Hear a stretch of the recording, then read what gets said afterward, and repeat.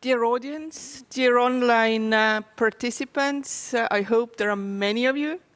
Let me open the PhD defense of the thesis titled A Contingent Relationship Between Corporate Social and Financial Performance, the Role of Information Demand and the Signaling Environment by Renee Pesor. My name is Kaire Põder, and I'm the head of this committee. The procedure will continue as follows. First, I will introduce the program for today. To be honest, I guess we will spend here approximately 2 hours today together. So next, I will give short introduction of our opponents, Silvia, Blasi, whom you see on the screen already, and Lenno, Uusküla, whom you see on my left hand. Then I will give the floor to our Secretary of Committee, Sigrid Laineve, who is sitting on my right hand, to introduce the defendant. And then we proceed with the official program. It means that we have a presentation by Renee for 20 minutes, and then we start academic debate. So Silvia will initiate it, and Lenno will continue. And then we have a committee discussion later on, including also the participants in the room. If I count them, there are 4 of them, plus Supervisor Alar, Kein, whom I don't know whether you see or not. You can wave to the audience. So, and then at the very end, Alar can say a few words about the procedure and thesis or the defendant. And then we actually ask you to leave the room, so the committee will stay, and we will make the decision. It's a majority voting procedure. And after voting, we will invite you back in the room, and we announce the results. So this is the agenda. Any questions, comments? Let's proceed then. Let me introduce the committee. So on the screen, you will see Dr. Silvia Blasi, who joins us from the University of Verona, the place we all know because of this song, yes. So she's assistant professor in management department. Before, she has worked in the University of Milan and Padua, where she also has a Ph.D., defended in 2018. So she's a young, emerging scholar. Her research interests are related to sustainability, business innovation, and corporate social responsibility. That's why we have her here. And her publications are related, as expected, to CSR, but also new organizational forms, sustainable development in cities and smart cities. And for our administrative part, or teaching staff, she teaches also digital marketing, logistics, and supply chain management, if I'm not wrong. Welcome, Silvia. So, Lenno is present, and I guess who are in the room, they all know you, but still, maybe we have online participants, so I will introduce you as well. Lenno joins us from the Estonian University of Tartu, and also has a position in the private sector in Luminor Bank. Lenno is assistant professor in macroeconomics, Department of Economics in Tartu, as I said, and we all know him as a long associate of the Bank of Estonia. Yes, this is Estonian Central Bank. His research interests, as expected, are related to the policymaking in the macroeconomics. And he got his PhD from European University Institute, Florence or Firenze to many of us. So, so we can run also this defense in Italian if we want to, yes. Renee and I am out, but worth mentioning that Lenno has 3 master's degrees, which was a big surprise to me. As you know, I studied ethics this morning. So And his research in macro topics are mostly related with non-performing loans, credit gaps, capital buffers, exchange rate, and of course, the most recent thing, we are all interested in inflation. Okay, so he teaches in Tartu quantitative economics curriculum, yes, what we all know as Jaan's curriculum, macroeconomics, yes. Okay, and I'm Kaire Põder. I'm local, I'm from Estonian Business School, and I consider myself an education economist. And I work in various topics related with equity and efficiency in education, topics such as school choice, admission policy, school governance, private schools, public preferences in education, and diversity of education. My most recent books in press are one book in Estonian, Kas Eesti pisa on viltu. This is advertising for this, and this is co-authored with Triin Lauri and Andre Veski. And soon we have Oxford University Press publication, Privatization, Often in Education, with Antonina Santalova, whom you see also in the room. Okay, this is the introduction of us. Now I have the honor to introduce the most important person in the room, Renee. But before giving my word to Sigrid for an official CV, let me just put bluntly the idea of the thesis. So, however, the title of the thesis is pretty long and contains many kind of words which are maybe not that well known in the wild audience. So to put it simply, the thesis is answering the question whether corporate social responsibility pays off. To put it bluntly, the question is whether CSR is a marketing strategy of the enterprise that reflects on the demand for such information, or it can be just a signaling to generate a separating signal for so-called good and bad firms or companies. And the separating signal actually can be beneficial not only for companies, but for a society as a whole as well. So the question is utmost important, not only for companies, but for a society. This is how we see it in this committee. So let us move with the formal procedure. Please, Sigrid, can you please introduce Renee Just? Thank you. Honorable Chairman of the committee, members of the committee, Supervisor, defendant, and the audience. Renee Pesor has presented all the documents that are necessary according to the procedure for successful completion of the doctoral program and defense of EBS. He has presented the thesis titled A Contingent Relationship between Corporate Social and Financial Performance, the Role of Information Demand and the Signaling Environment. The set of documents which Renee Pesor has presented also contains a copy of his master's diploma from Estonian Business School, cum laude. Renee Pesor has fulfilled the requirements of the curriculum of doctoral studies in management to defend the doctoral thesis and acquired the necessary amount of credit points. On November 3rd, 2022, the Research and Development Council of Estonian Business School admitted Renee Pesor to defend the dissertation for the degree of Doctor of Philosophy in Management. The council also set the date of the defense.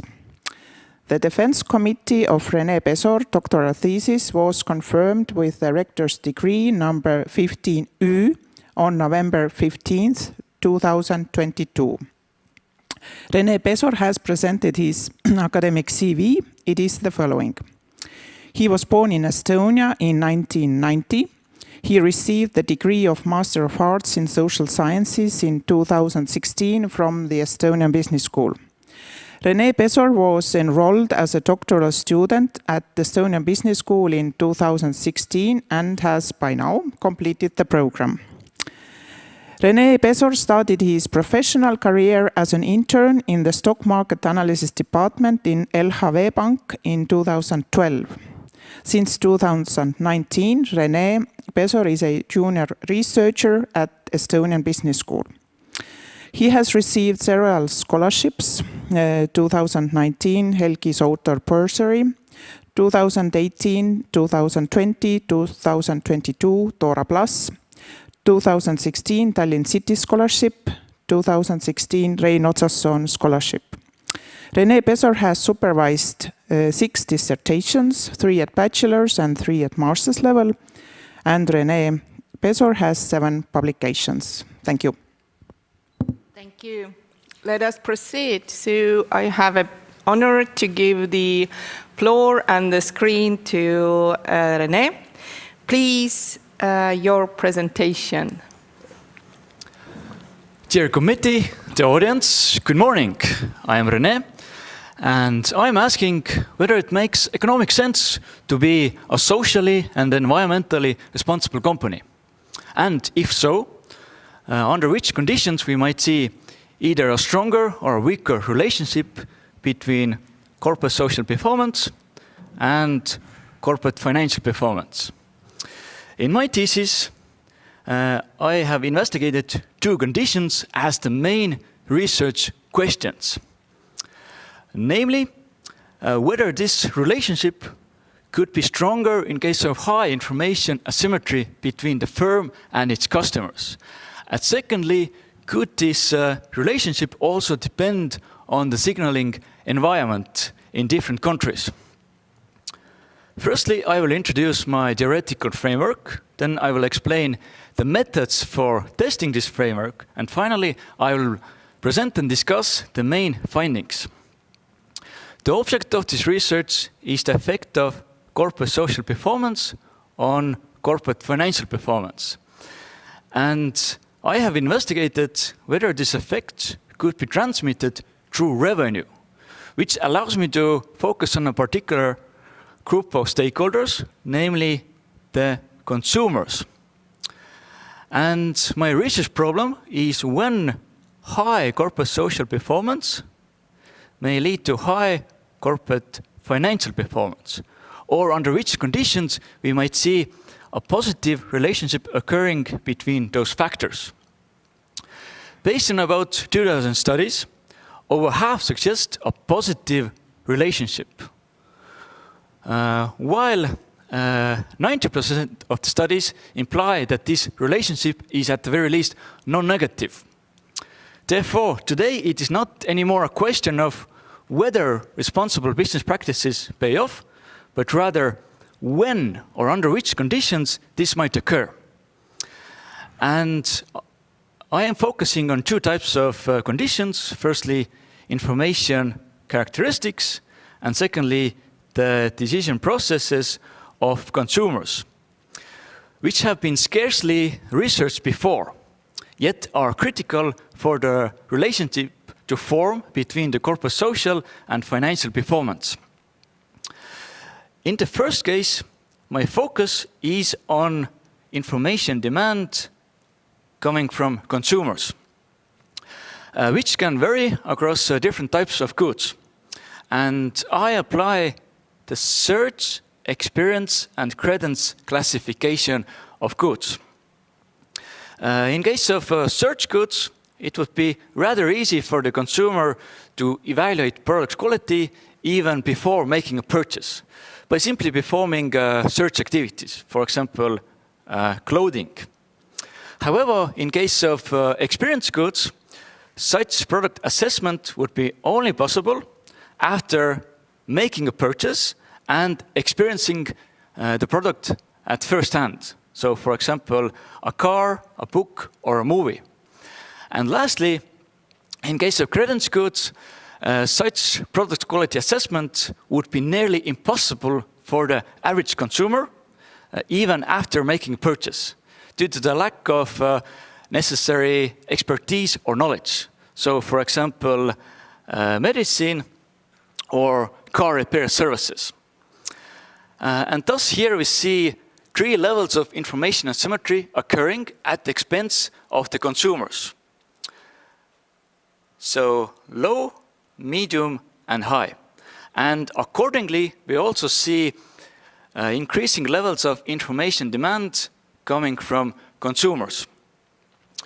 And especially in case of current goods, where the information demand is rather high, consumers would require more such third-party verification to realize what is the quality of the product.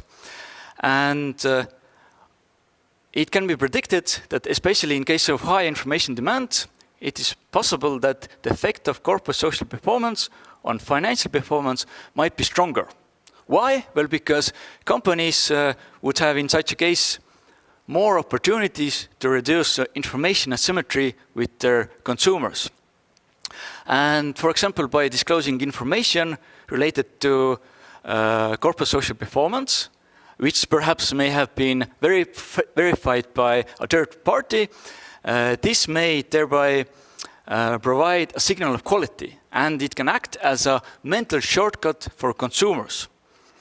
That can thereby facilitate the quality assessment process.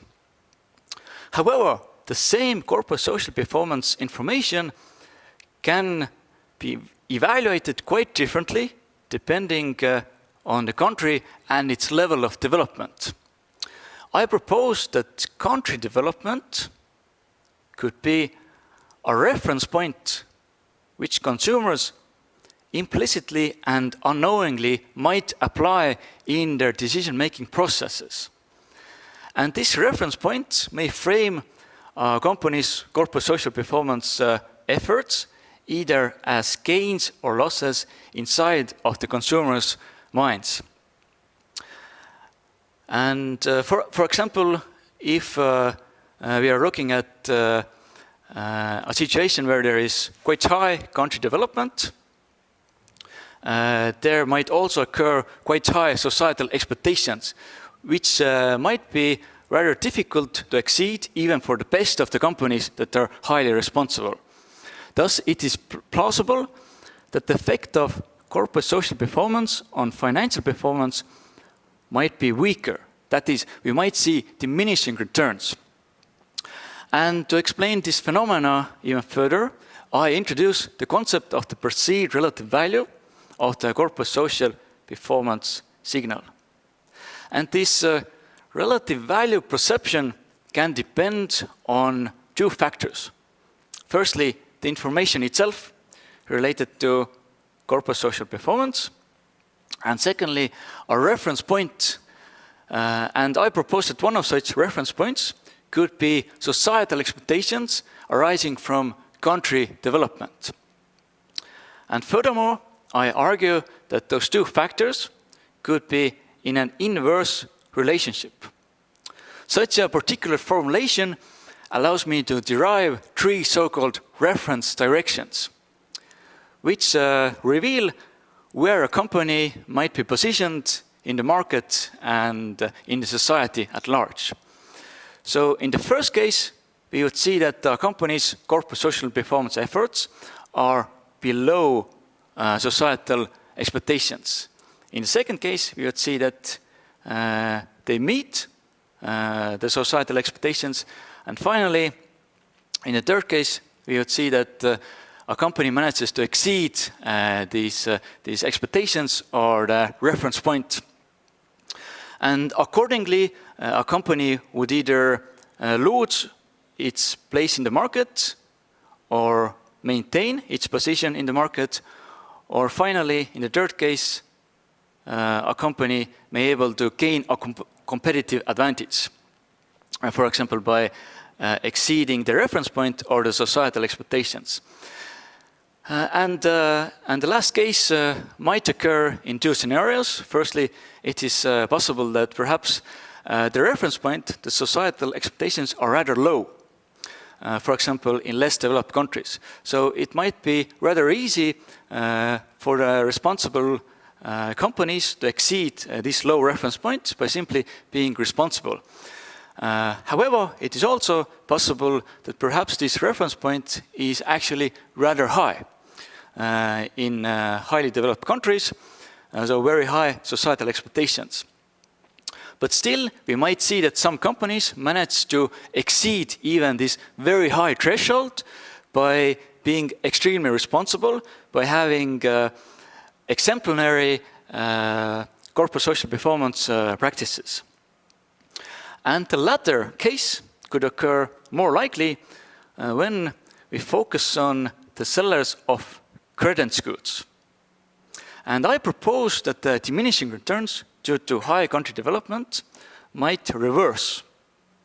And why? Well, because on the one hand, such companies face rather high information demand coming from the consumers, because there is quite high information asymmetry. Therefore, consumers would require more information, and also it's necessary to have this information perhaps validated as well by a third party. And secondly, such companies, the sellers of credence goods in highly developed countries, may face also quite high societal expectations, so quite a high reference point to exceed. Therefore, in such a case, it is plausible that certain levels of corporate social performance might not only be sufficient to achieve better financial outcomes, but they might also be, in fact, necessary, which implies that if a company fails to achieve certain levels of corporate social performance, it perhaps may also be unable to achieve certain levels of financial performance. In my thesis, I examined both sufficiency and necessity in the relationship between corporate social and financial performance. Firstly, I applied traditional methods such as propensity score matching, fixed effects panel regressions, and mediated moderation analysis, which allowed me to analyze sufficiency. But I also applied a novel method called necessary condition analysis, which allowed me to investigate whether certain levels of corporate social performance might be in fact necessary or critical for achieving certain levels of financial performance. And in my thesis, I measure corporate social performance through environmental, social, and governance scores, or ESG scores. I downloaded the data for all the companies that had an ESG score available in the ICON database, which were over 7,000 companies, and most of them were Western companies. We see mostly US and Europe being represented here. Thereafter, I downloaded data for all the other publicly listed companies in this database that didn't have an ESG score available, which were over 50,000 companies. And next, I used propensity score matching, which allowed me to generate two groups of firms. One group were all the companies that had an ESG score, and another group of companies that didn't have an ESG score. And each group had 325 companies. And aside from the availability of ESG scores, those companies were similar, or in other words, matched based on their size, leverage, efficiency, growth opportunities, profitability, and industry. Thus, I aim to capture two groups which would be quite comparable to each other, with only one difference, either having an ESG score or not. Furthermore, I used this matched sample with time series from 2005 to 2018, and I got over 6,000 observations. And for a separate analysis, I also extended my sample by focusing only on firms that have an ESG score available, which were over 5,000 companies.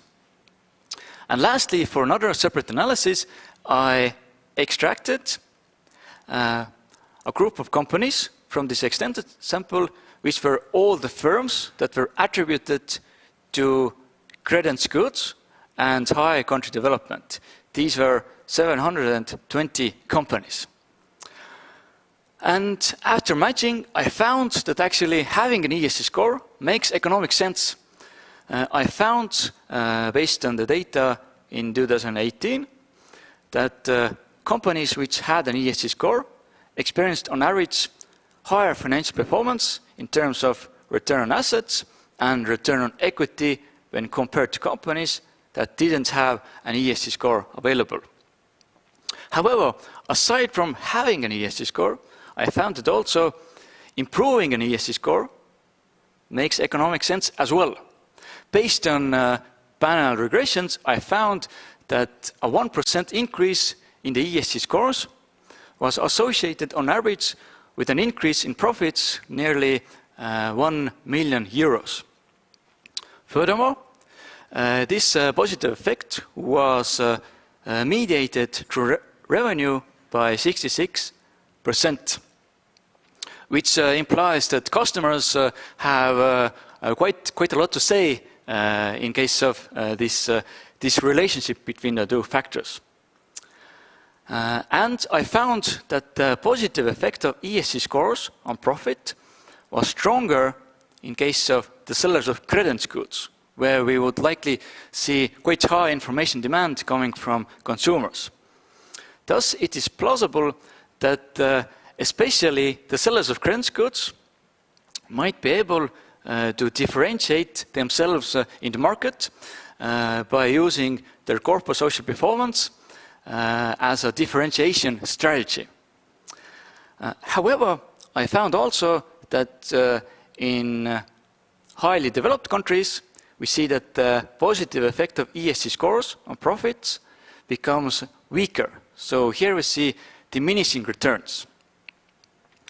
On the other hand, I also found that such diminishing returns due to country development reversed in case of the sellers of credence goods, which was quite interesting.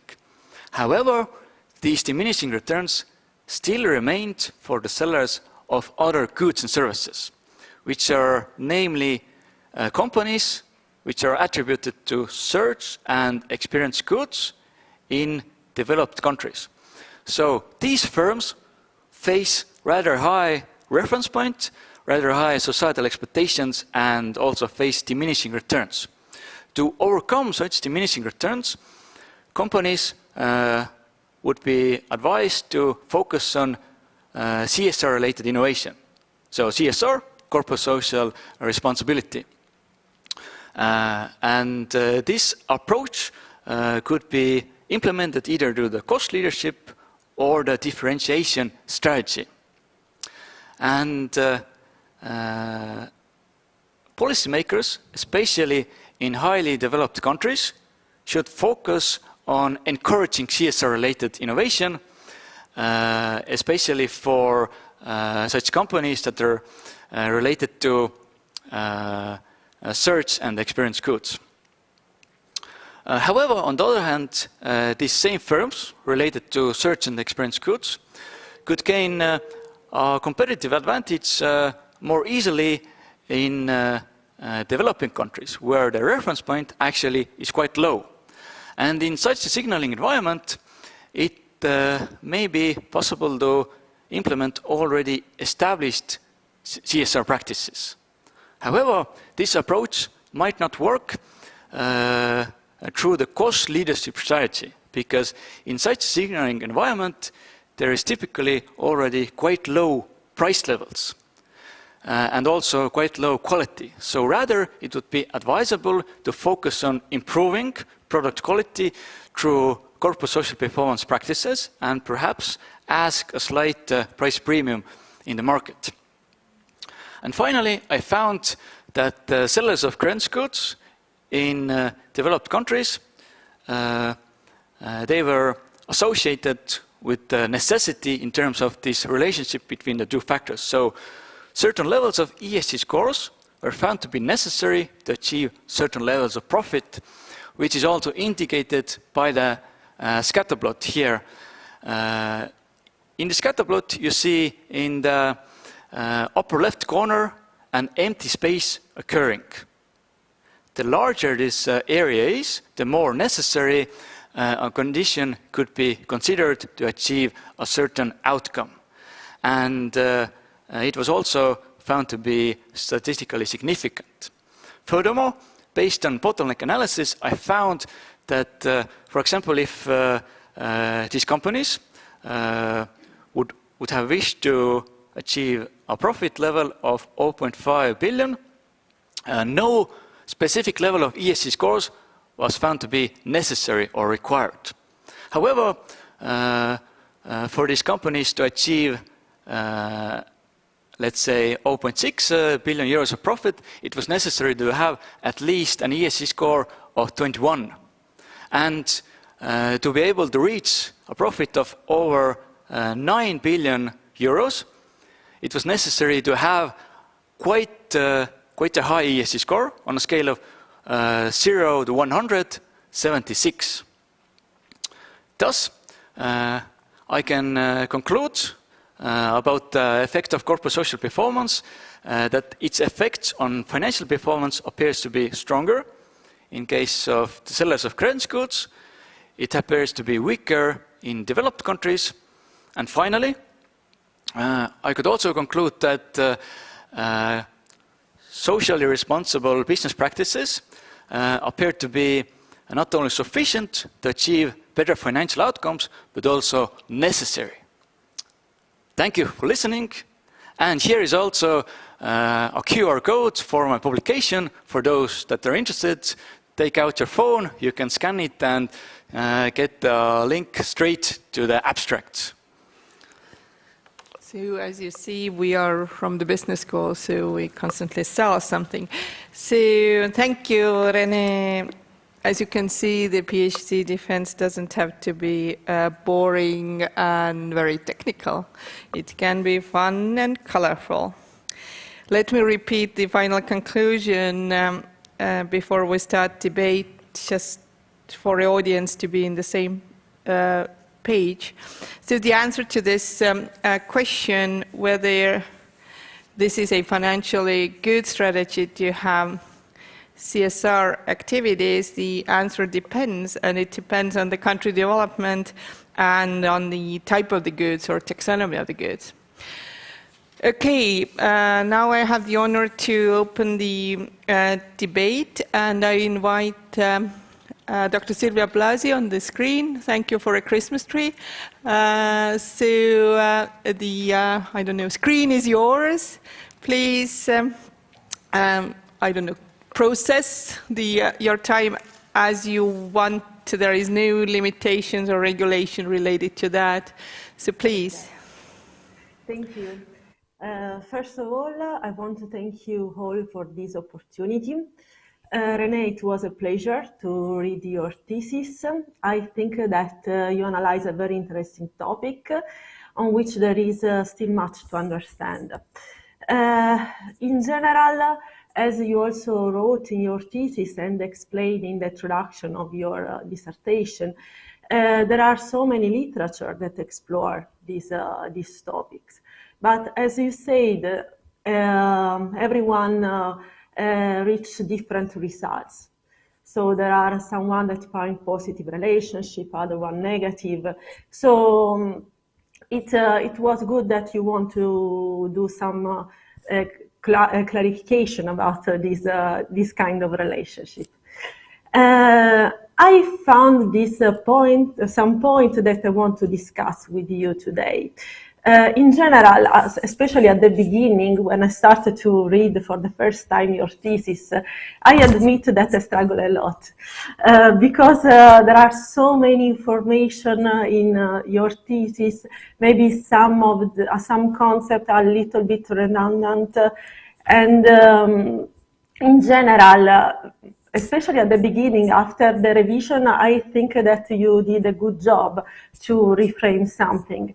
But at the beginning, the thesis does not follow exactly the natural flow of the information. The reader sometimes needed to go back to find some information, no? As you said, the theoretical part of your thesis is the one that raised a few doubts for me. and basically for two reasons. The first is the use, in my opinion, not totally correct about the signaling theory, as you say, as you know. And the second, the fact that you use a lot of marketing literature. For example, you talk about willingness to buy, willingness to pay in the second chapter, if I remember well. And but actually, I don't think so. Or maybe you can explain to me this point. I don't think that you have a clear variable that is able to measure the willingness to buy or the willingness to pay of consumer. We in the marketing literature, usually we measure this construct to interview, through survey, but maybe you can also obtain this information using the secondary data. But let's discuss about it. So I have basically two main questions related to the theoretical part. So the first one is exactly related to the signaling theory. As you explain, you use like the ESG indicators, no, from Asset 4. As you know, this indicator is composed by several sub-indicators, no? I don't know, for example, training period or women in the board. So other indicators that are not related to communication that company did about corporate social responsibility. When I read the signaling theory, I have in mind, I don't know, a wonderful paper published by Gemman and Grimes in 2017, no? That construct an ad hoc indicator to measure the signaling theory about this, the signaling communication, no? About B Corps. So if you want to explain, I appreciate that you add this point in the limitation of your work. So, but if you want also to explain to me better why you decided to use the overall score and not, for example, I don't know, the certification or sub-score, indicators that you can simply obtain from Asset 4. And the second question is related to the willingness to buy and the willingness to pay. I would like to know how, in your opinion, this type of the literature is linked to the variable that you subsequently choose to use in your model. And how, according to you, these kind of aspects are measured in your model, and if are not, how you can improve, or, for example, future research can try to add this aspect in your model. Maybe we can start with this part, and then I have only one other question that we can... Okay, excellent. Thank you very much for your comments, for questions. So I will start with the first one. So related to ESG scores, these are rather complex measures. It composes of quite a lot of components, and it contains quite a lot of aggregated innovation indeed. And yeah, as you mentioned, it perhaps might appear that it doesn't seem to be related to this direct communication of corporate social performance practices. Indeed. However, I would say that it contains basically two forms of communication which are both important. So first is explicit means of communication. So the ESG score composes of various certificates of quality, I don't know, like Six Sigma or ISO certifications, and also, for example, information related to CSR reports. So these are quite visible, quite observable signals. Okay. However, these ESG scores also include implicit means of communication that perhaps we do not always process as communication, but nevertheless still it is communication, because basically in my definition of communication, it can be basically any kind of observable action or inaction which reveals information. And actually in the CSR literature, these explicit means of communication related to corporate social performance and implicit means of communication both have been studied before. And what have they found is that basically those two means of communication must be aligned. It is highly important. And basically, if you talk about explicit communication, so what is it? So certain certification, CSR reports, so whatever a company, for example, discloses. So basically, we could say that in a nutshell, this is what the company is saying about themselves. Okay, so this is like what they're talking. But on the other hand, implicit means of communication, so related to, I don't know, certain policies related to healthcare, employee training, board diversity, that is not like, we don't perceive it exactly as explicit communication, but still these are companies' actions. And it is important that that companies that talk the talk also walk the walk. So it is important that what they say is in line with their actions. And yeah, basically I'm arguing that it is better to have both of those components represented. So for example, if I would have approached differently in this thesis, if I would have focused only on the ESG scores, which include certain certifications, CSR reports, etc., so explicit means of communication, then my thesis or my findings would be limited in terms of the fact that perhaps a company did window dressing, perhaps they send out dishonest signals, perhaps they obtained certain certifications of quality through fraud. And yeah, basically, it's important to have both sides of the communication, so both explicit and implicit. Nevertheless, I agree that investigating also the separate components of ESG scores is important, but by considering the scope of the thesis,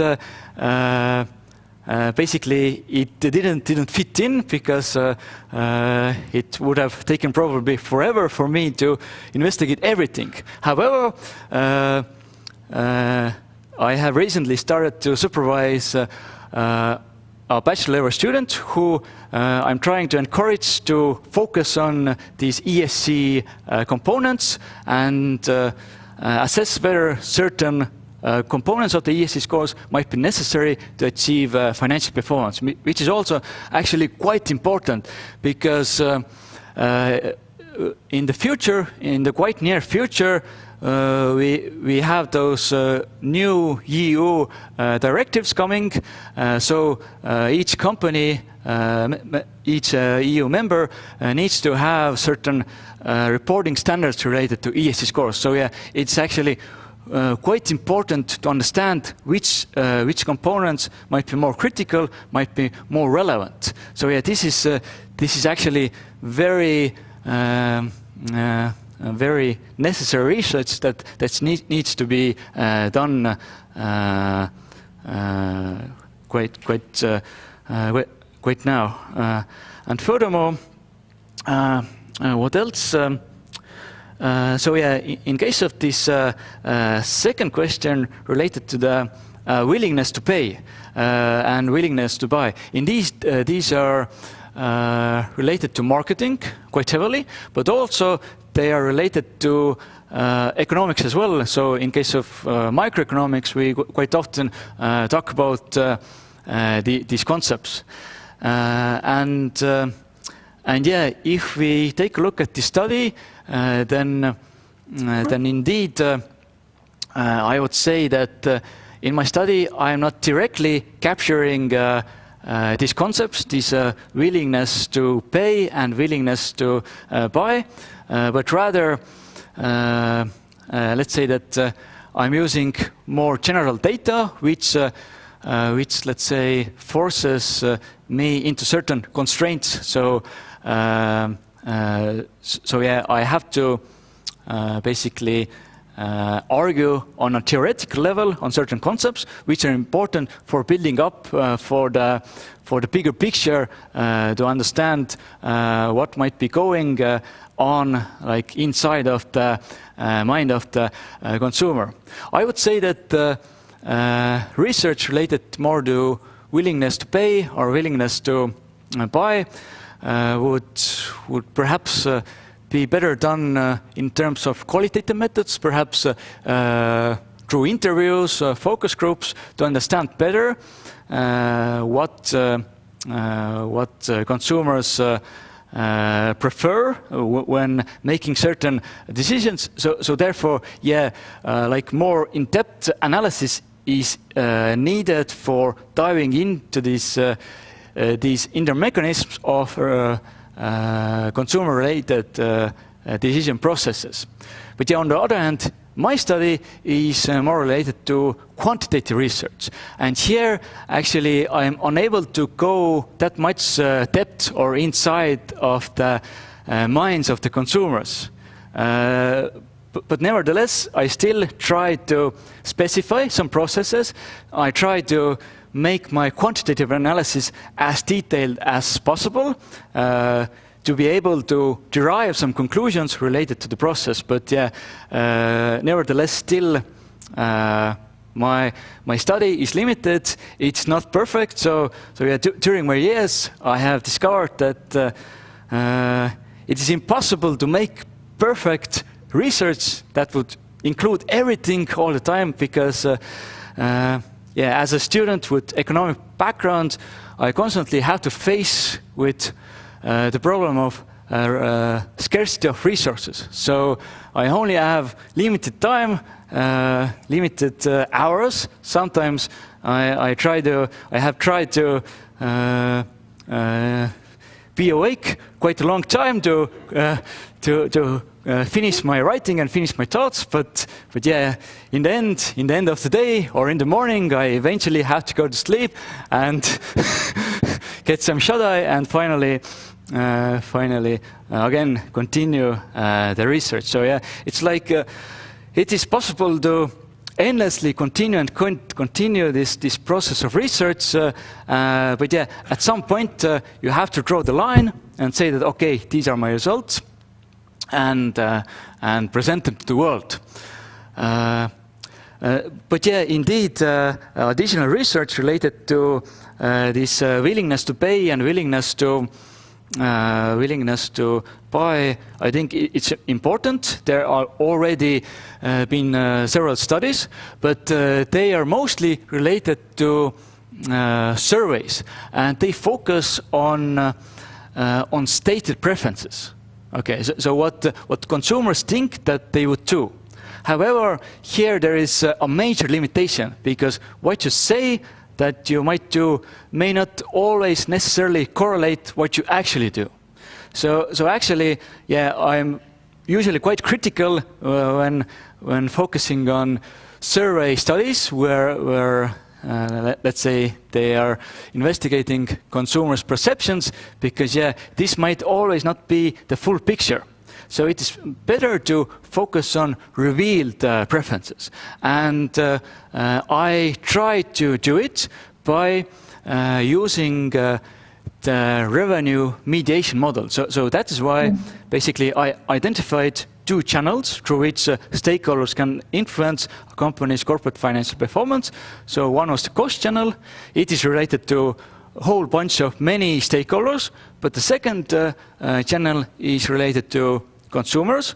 So revenue or the output channel, and And yeah, by focusing on revenue, we can explicitly focus on the revealed preferences. So the actual behavior. And yeah, I think that this is more important than the stated differences. So yeah, I think this concludes my answer. I hope it was clear and comprehensive. Thank you. I have just the last curiosity, because I think around page 50, so in the methodology, you introduced the concept of mediation and moderation. When I read this mediation and moderation, I suppose that you go through the structural equation model, but after you adopt a different method, a different approach, right? So I was wondering if you ever thought to use it, and because maybe structural equation model allow you to use a different dependent variable, right? So if why you choose the model that you choose, and not maybe another typology?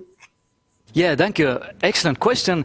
Well, when talking about mediation, actually, this was our recommendation by an anonymous reviewer who thought that it might be a good idea in terms of the framework that we designed.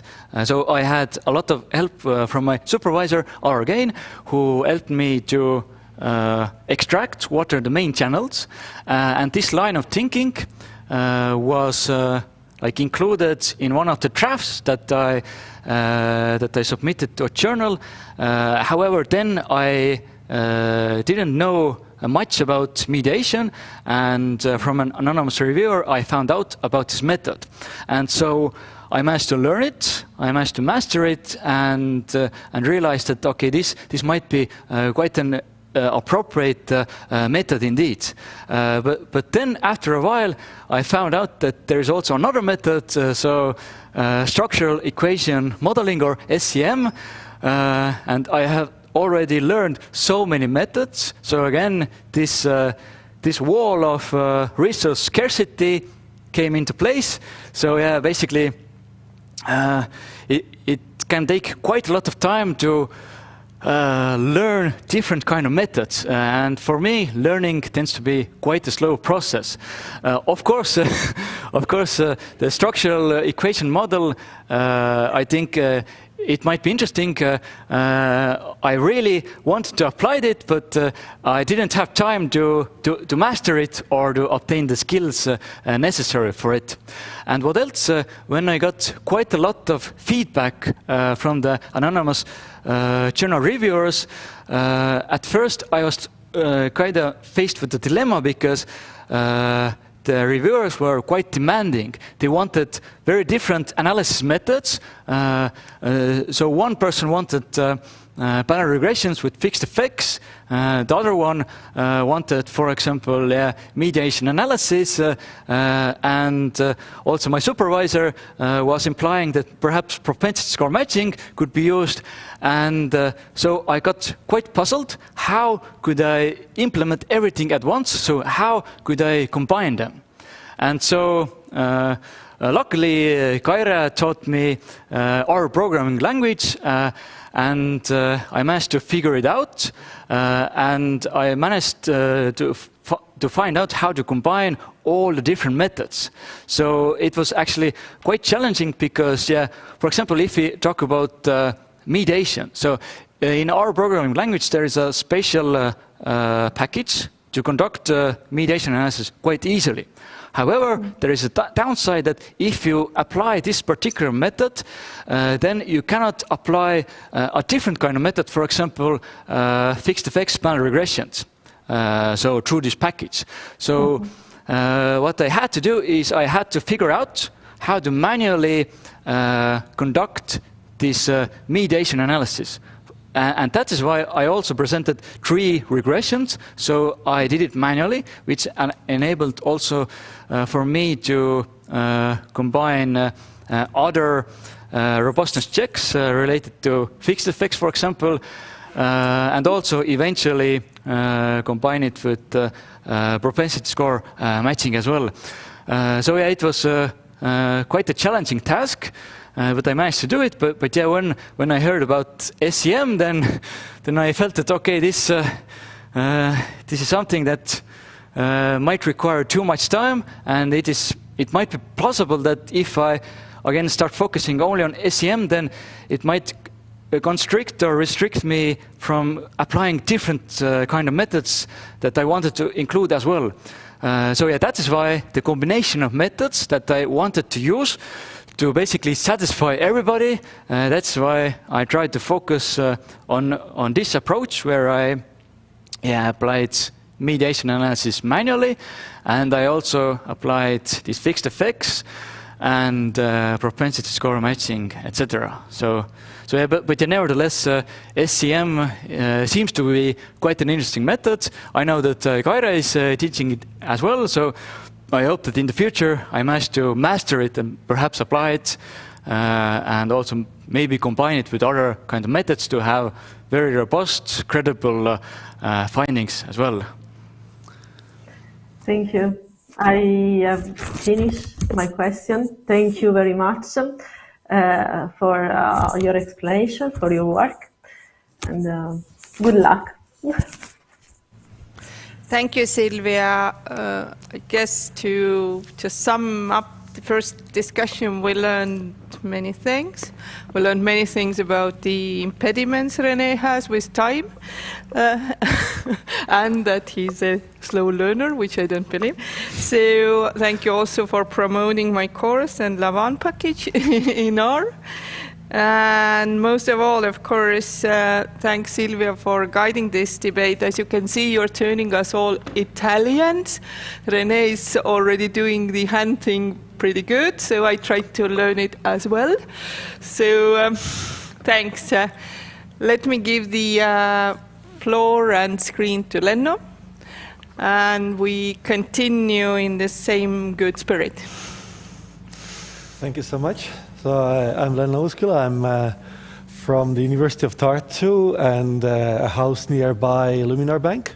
So I'm between academia and business and trying to combine the two.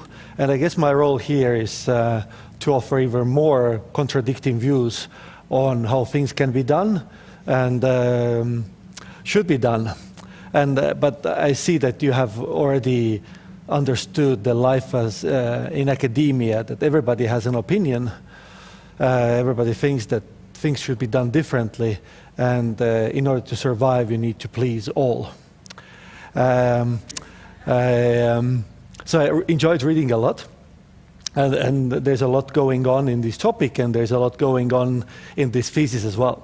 Right. So the paper, the manuscript, about three things. It's about corporate social performance, or CSR as I used to call it. Then it's corporate financial performance, and then it's about information and signaling. So it really combines the three things. It's like, this is how you can see the development. At the bachelor thesis, you usually study something. In master thesis, you study something on the other thing. And the doctoral thesis, you have the third component coming in. So you see where you are going ahead with either postdoc or academic life. There needs to be more components coming up, and life is not getting any easier with that. So it's about CSP and CFP, and usually there is a black box in between. I don't know if somebody sees my slides in the meanwhile. Okay, yeah, so I had a beautiful first slide as well, which you didn't see. And usually there is a black box, right, that we study. I'm an economist and not a management scientist. So there's a black box, but I made it a blue arrow. And you really want to have the effect on the financial performance coming from a social performance. But then your thesis starts explaining that it goes the other way around.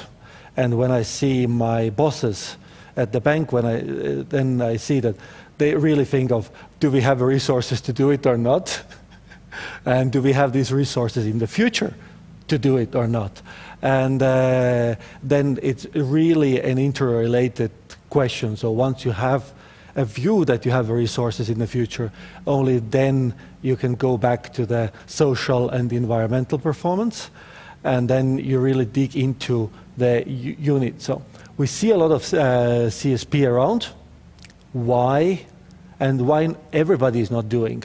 Why is it still the case, if it's so good, that some companies don't do it, and you can still do the study and have a control group?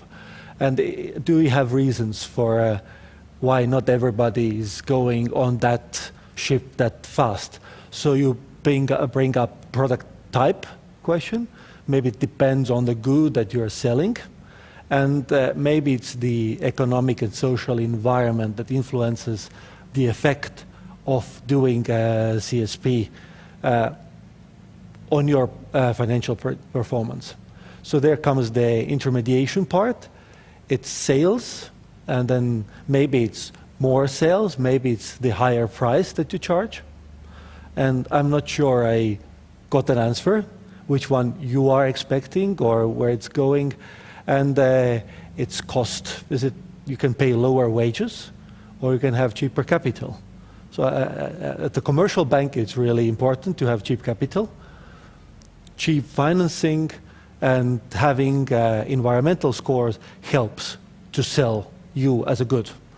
And there's also a lot of evidence that if you are selling cigarettes, you need to pay higher wage, because the worker who comes to you wants a compensation. And the other way around, if you are environmentally good, then you can pay lower wage and hope that you can benefit on your cost from that side. What is the sad thing about this thing is that you don't know in the data which is happening, because once you get the costs down, you might see the sales going up, and the sales going up means that the costs go up as well. So you see it at the sales side, but it's only because the costs have changed. So I want to know more about it. So the thesis has a theoretical underpinning, so it really goes through the different concepts and the information theory, and Silvia was really discussing that a lot. And then it has an empirical study, a selection of companies, representative, 10 plus years of data, pretty recent. So it's not really only economic history, and has a propensity score matching fixed effects and mediated moderations. So challenges. So this kind of thesis always starts with identification. So I said, there are observables and reverse causality. So if you hire a manager who is a good manager these days, also thinks of social environmental performance, is most likely to bring good economic outcomes to the company as well. So it's really about instruments and natural experiments, what I'm after in this literature, because then something exogenous hitting, and you can really say that it happened because of that. So this is a kind of famous example of effect of TV on social performance of people. And in India, the TV arrived in different villages, different times, by a random plan. And then you can see how it evolved. So maybe there is something in the data that could give you hints on this exogeneity and natural experiments. And transmission. Who knows about the ESG scores? And is it really the client? Is it the company? And or the owner, or there's someone in between who makes these decisions? Especially for the credit goods, maybe it's the purchasing managers of the companies who are selling your goods. It's really telling the story of the company. And as a macroeconomist, and now in the business and being in the business school, what are the units that you are measuring? So what is the regression setup you're putting up? So it's really that the index usually goes by points, and then if you move from 10 to 20, you move up 10 points. If you go from 90 to 100, it's also 10 points. And you really wanted to say it's a logarithmic effect, that the 10 to 20 is a really big change and 90 to 100 is nothing. So you're putting a very specific functional form, and I want to know why you like it. And the discussion we had is that the size matters for the companies, that the profits, it's the profitability, not the profits. It's really that if you move from a small bank, I don't know, in bank, and you start with a Swedbank and you do SG and you say, I gained 200 million of profits, and then you go to in-bank and say, improving 10 points of the score gives me 200 million.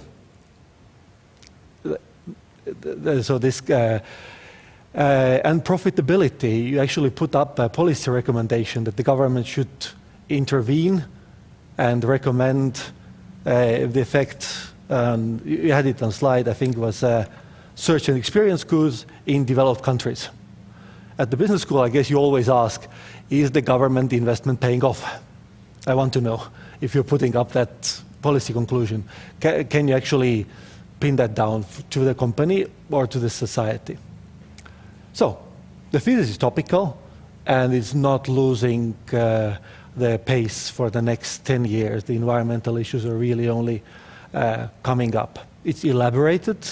You can see that the literature over really goes through different points, and it's one of the rare moments where there's a storyline in the literature overview. It's not that this paper studied this country, that period, and had that effect, and then goes the other paper, so you really go bit by bit. It's well executed. You are putting care in it, and it's offering novel information on the effects, especially the channels. So I think that it fulfills the requirements. So that's my personal view, but before hearing your answers. So the questions. So how much money is there to be made by CSR, CSP, especially on the cost effectiveness side, because you're putting up the story. So you started off by saying some papers find the effect, some don't. Can you go back with your results to the literature and say you didn't find it because you had that issue? You were in developed country, you had wrong goods at hand. So is that what you are now solving as a puzzle or a gap? And I want to know more about, is it certificate or performance? And the information side, who knows and who decides? I think that even if you do econometrics, you need to have a story to tell. Then I sat down and thought about the credit schools and country development issue, and I thought I had the completely opposite idea in mind. It's the developed countries where you care about it, where you have time to investigate about social performance, and it's really the goods that you buy for a long time, where you invest into it, that you know. So when you buy a car, you know what the CO2 emission is and how the product is made. When I go to the shop now to buy a cookie, I don't, and it's not an important decision for me because another day I buy another cookie, so that decision has a low impact on the society altogether anyway. And then how would you design a natural experiment? Where would you look for it? So it's kind of thinking about the perfect world where you can get the perfect answer to your question for the reverse causality. And finally, are these underlying conditions staying the same for the future? And who are the 3 companies you would recommend CSP in Estonia to work on this? Maybe in the world as well. Thanks, that's all from me. For the audience too, maybe it's easier to follow. No? Yeah? I don't know if he wants to answer the questions or Okay, not. let's see. Okay, thank you. I have written down your main points, and yeah, let's start with perhaps the black box, yeah, so the arrow.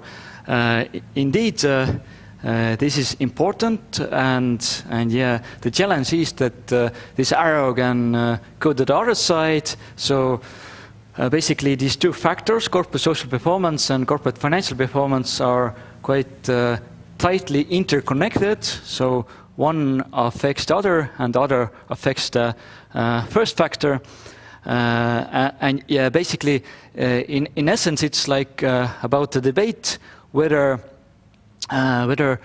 corporate social performance is simply something that companies can afford or have lack of resources, so that they can sacrifice certain resources to be able to be better in the society. Or the other argument would be that is it plausible that corporate social performance practices reflect good management practices and thereby also reflect signals of quality. So it's possible that if company focuses on creating value, they actually are also rewarded financially by this value. So if you think about the purpose of the firm, so actually I have quite a long history in EBS. I have studied here in all the levels that is possible, and I remember that first I learned that the purpose of the firm is to maximize profit. This was something that I learned in corporate finance.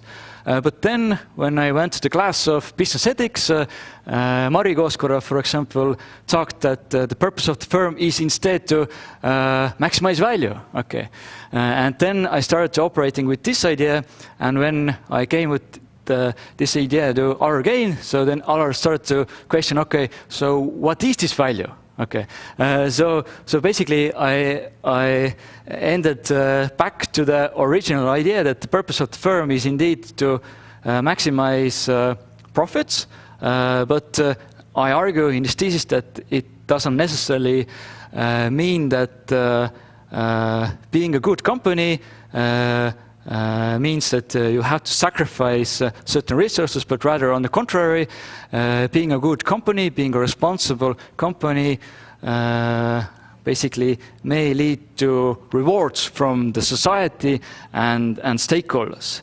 And yeah, inside of the black box, I try to have a pick by basically trying to understand the consumer decision-making process by trying to conceptualize, trying to create theory, and try to understand so what might be going on inside of the consumer's head. So yeah, this is something that leads to the reference point, and yeah, the reference point is something that I argue could be inside of this black box as well. So furthermore, yeah, as you mentioned, that if you look at the sales, the increase of sales related to higher corporate social performance practices, then indeed it is unclear from the thesis whether this is either due to the higher price, some kind of price premium that consumers are willing to pay more if a company is greener or more responsible, or perhaps it is due to higher purchases or maybe customer loyalty. So yeah, this is one of the limitations that I had to face. So I didn't have any opportunities to disaggregate sales into two components. So the prices and the quantities that have been sold. Okay, so.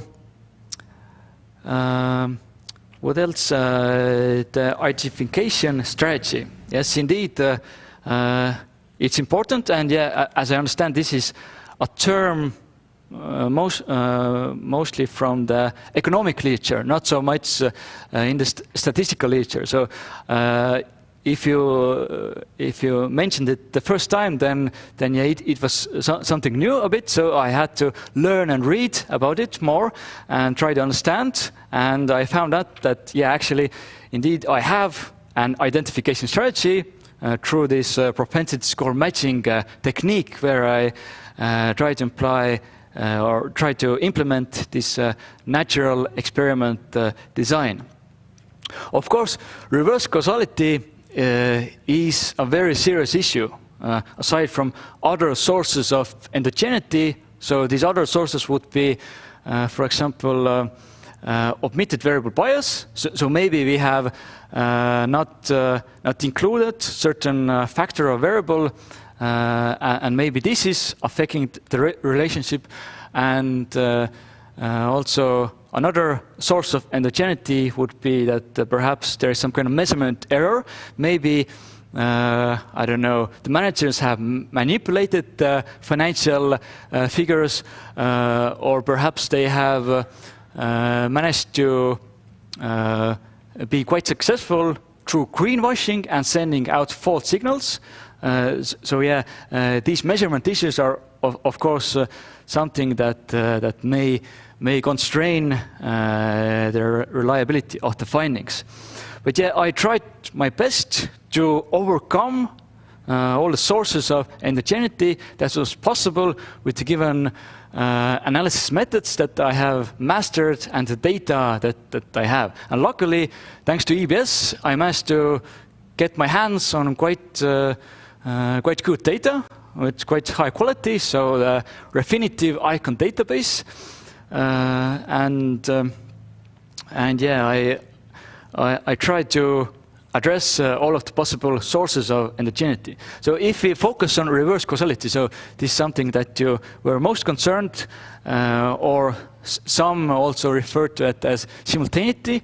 So basically, if we look at the literature, for example, one of the most cited meta-studies on this topic, it was by Wang et al., I think 2015, if I remember correctly.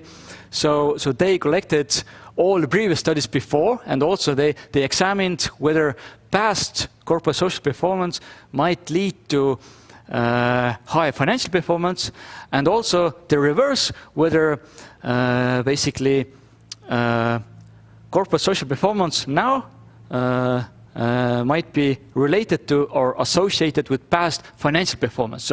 So they investigated both directions and found that, okay, this direction, this causal order where corporate social performance is leading to financial performance, seemed to be supported by a meta-study. So I would say that this is something, this is indeed a very interesting finding from the literature. But on the other hand, they found that the reverse direction, that basically that higher financial performance might be like something that perhaps companies are sacrificing to achieve better social performance, corporate social performance. So this direction was not supported. So actually, this conclusion from this meta-study is, well, indeed quite interesting.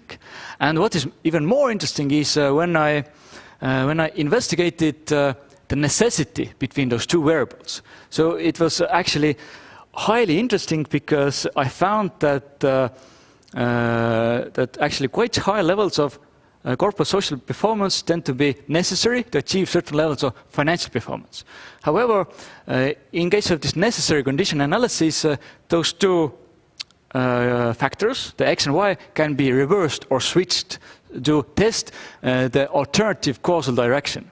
And I found that indeed certain levels of financial performance seem to be necessary to achieve certain levels of corporate social performance.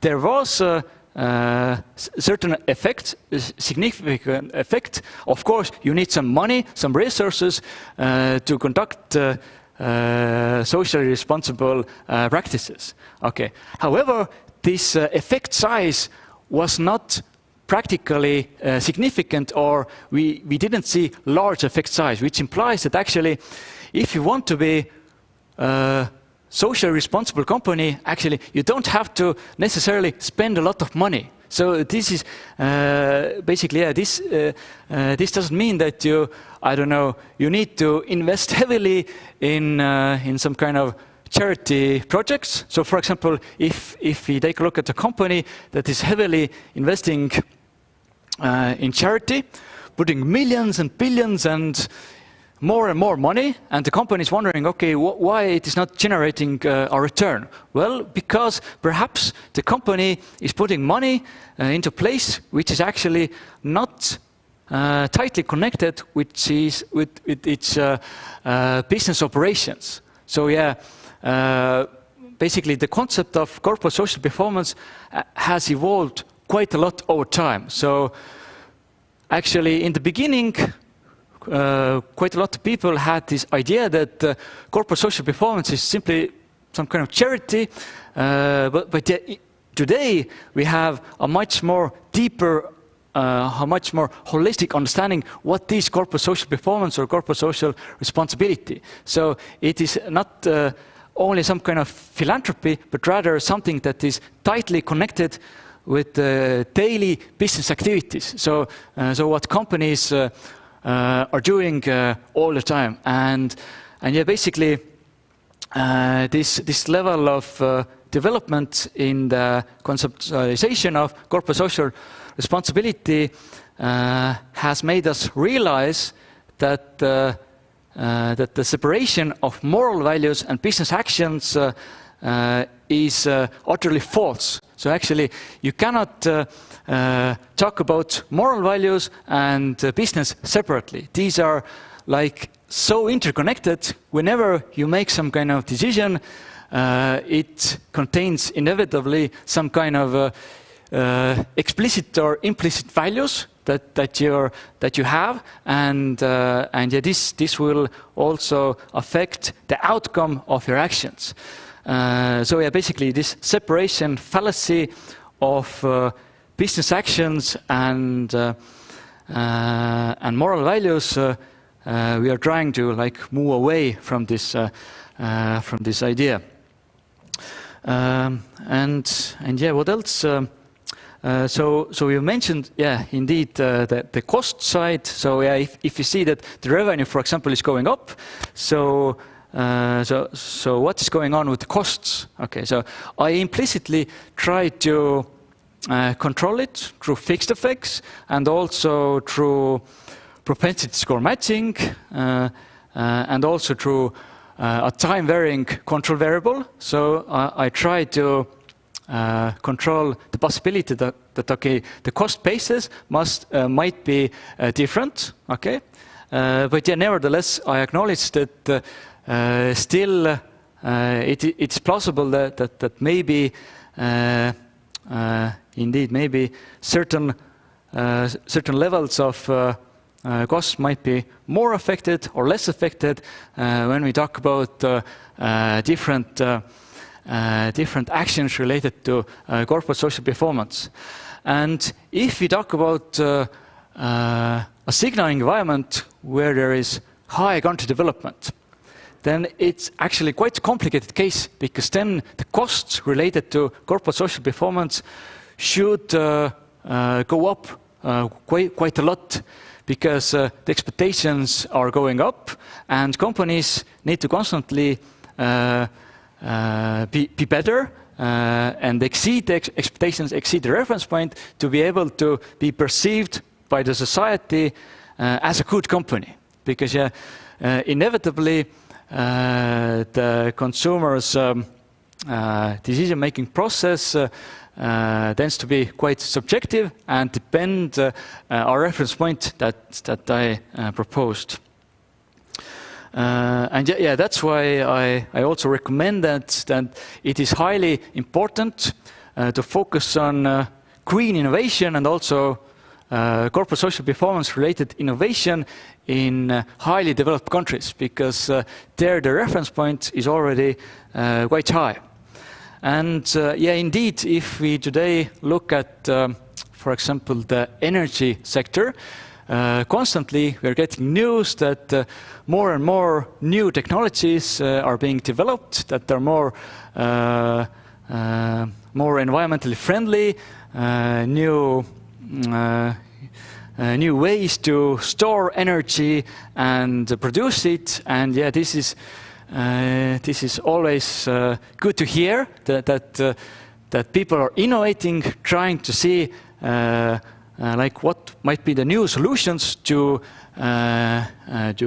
become a better company and have a better impact on the society as well.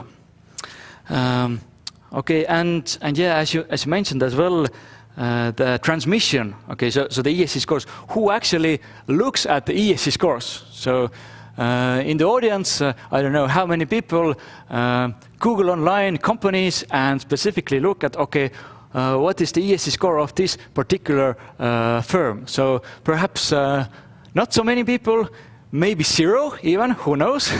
But yeah, originally the ESG scores were developed for investors. So to make investment decisions, because investors are allocating huge sums of funds, money, and they want basically to make sure that, okay, this money is going into right places and it is generating some kind of positive impact in society.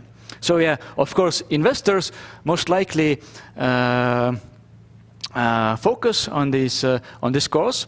But what about consumers or other stakeholders or employees, for example? Do they also look at the ESG scores? Well, most likely, perhaps not. But on the other hand, in my thesis, I'm arguing that ESG score is not actually a signal itself. It's rather a reflection or like a mirror of the signal. It carries quite a lot of information about everything that the company is doing and also not doing. So actions and inactions which really reveal information about the company and about its societal expectations.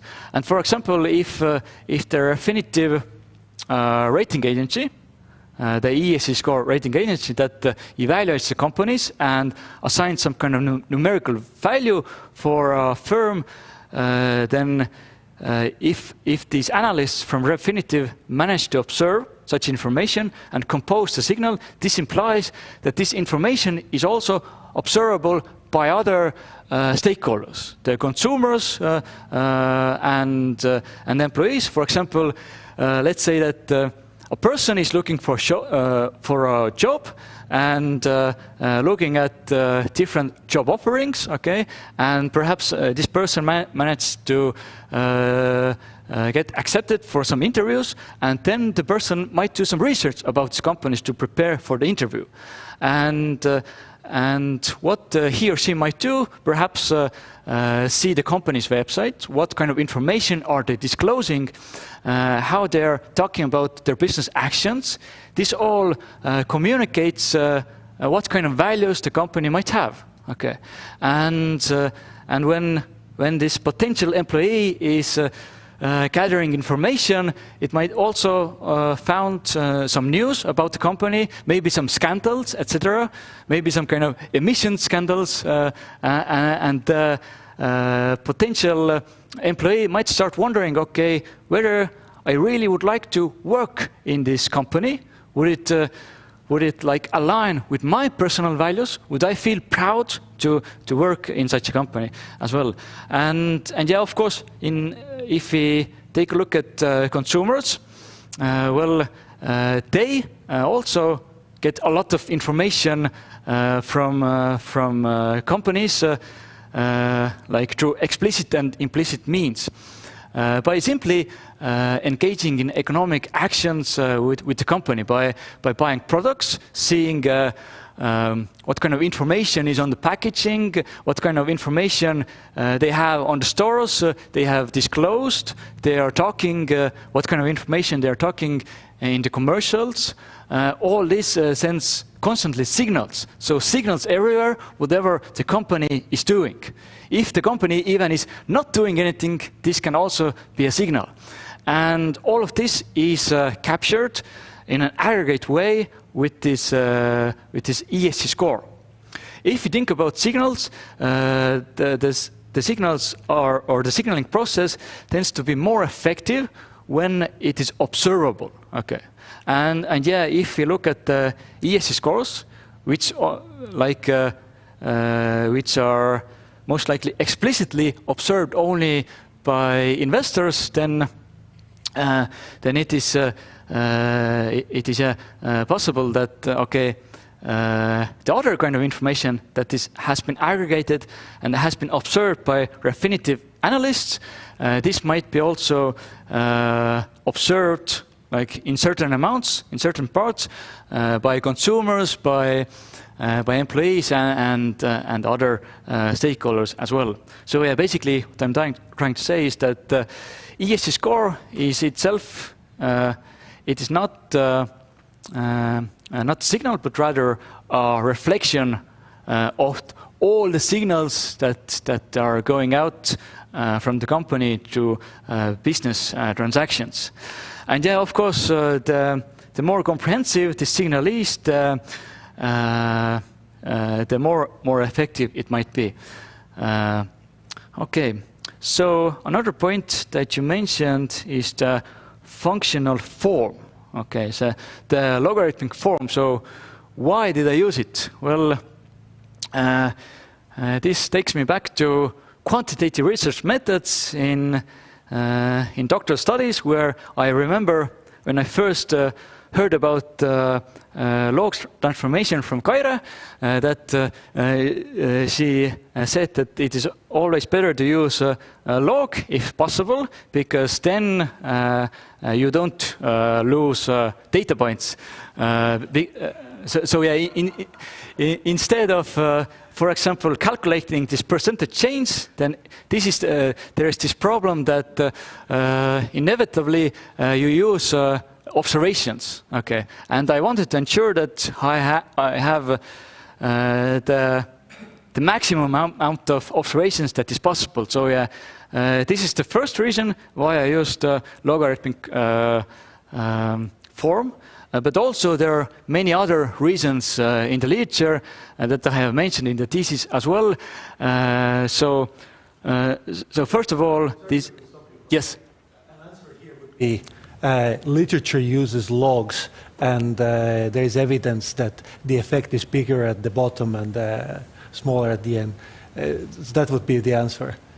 Kaire is not part of the game. It's really that you have an economic business reason to believe for the functional form, which means that the effects are big at the early stages of this and small at the end. If the literature uses or not.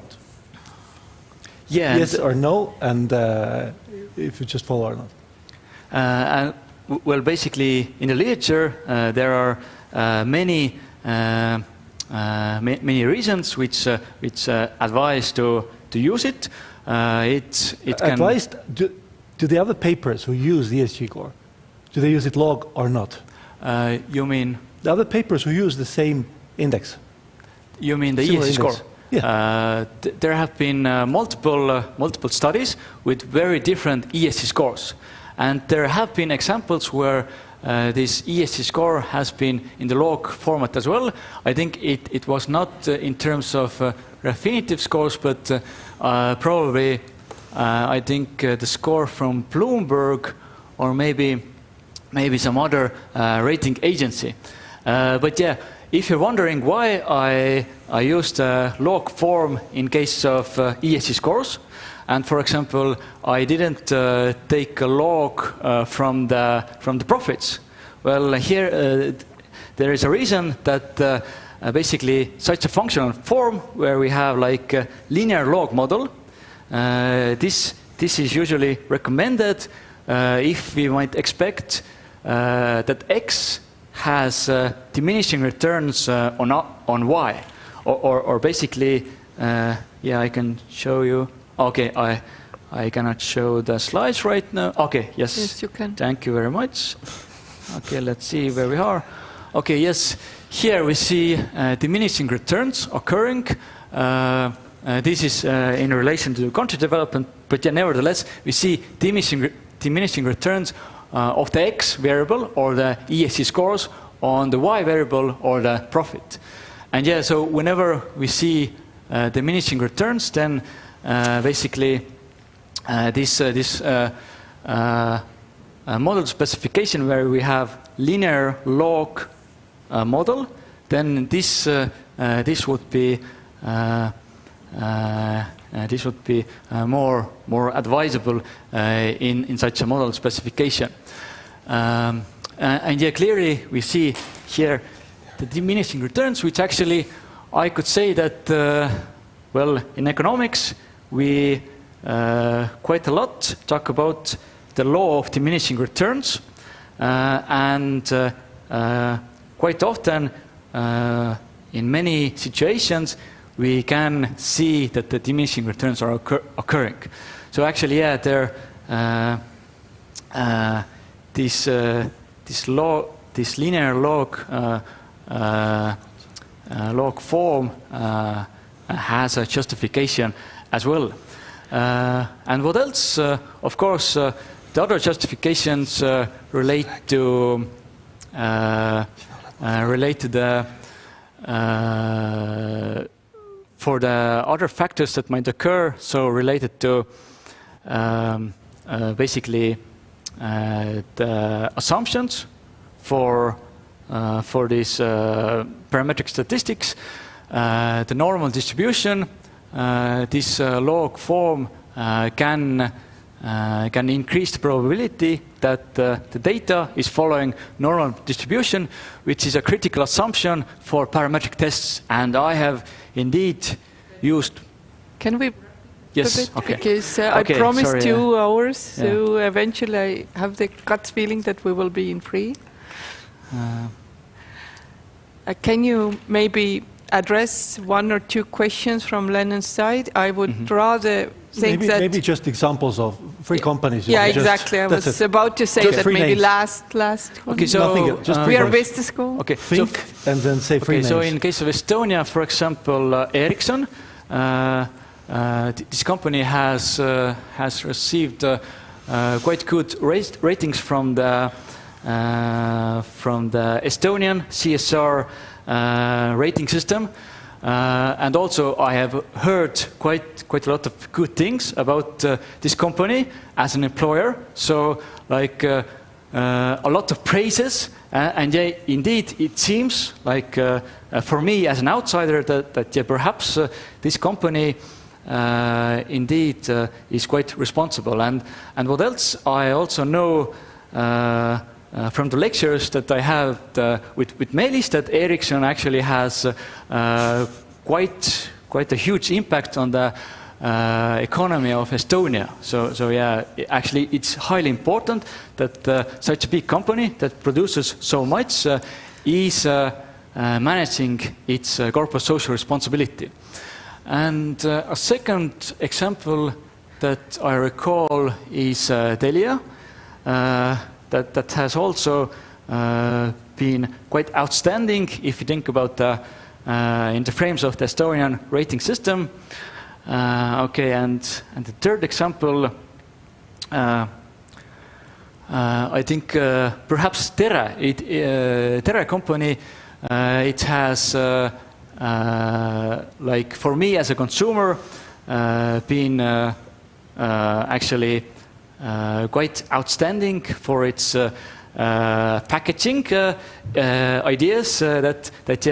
Sometimes when you purchase a yogurt and you peel off the label and you find out that back of the label there are actually instructions how to recycle the package. So yeah, it's quite interesting. And also there are labels that this product has been produced with green energy. So yeah, if I have 2 yogurts and I know that one has this responsible packaging and the other one does not. So if I would buy the other yogurt and then I have to think about, okay, how do I like recycle it? Then I usually tend to prefer the one that is easier for me to recycle, because with the recent EU directives, etc., we have seen that this recycling has become a mandatory.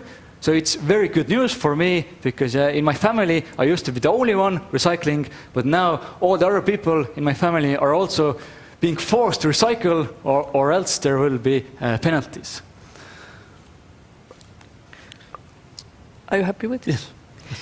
Okay. Thank you for this debate. So what we learned, many things. First, we learned that our students don't know what is estimation strategy, so thank you for pointing it out. So, and also promoting natural experiments and quasi-experimental methods. I hope that the audience buys the ideas. So what else did we find out? I guess we find out that similar to cigarette companies, the work in business schools demand for a high wage or higher wages. So managers.